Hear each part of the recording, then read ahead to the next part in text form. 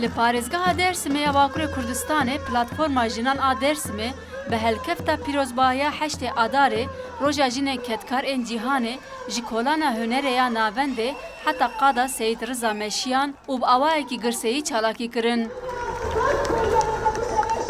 Çalakvanên jin li qadê kom bûn û li gel def û zirnê bi stranên kurmancî û zazakî govend gerandin.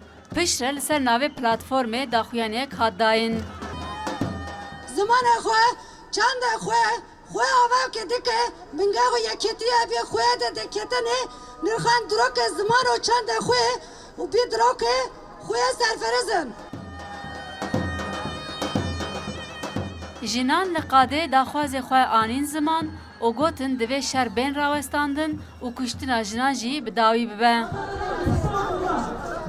Ma wazemeke, cînî memire, cînî özgürlüğe o bijere o dest. Endi cînî memire, cînî vîn meve, tecavüz mevo. Domonama, çenema, cînîma red bifeteliye.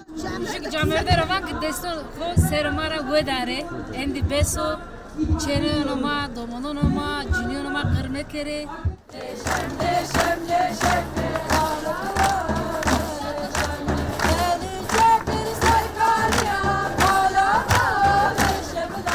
Heştê Adarê Roja Jinên Ketkar ên Cîhanê her sal li tevahiya welatan tê pîrozkirin û jin bi çalakiyên cuda nerazîbûna xwe li beramber binpêkirina mafên jinan dînin ziman.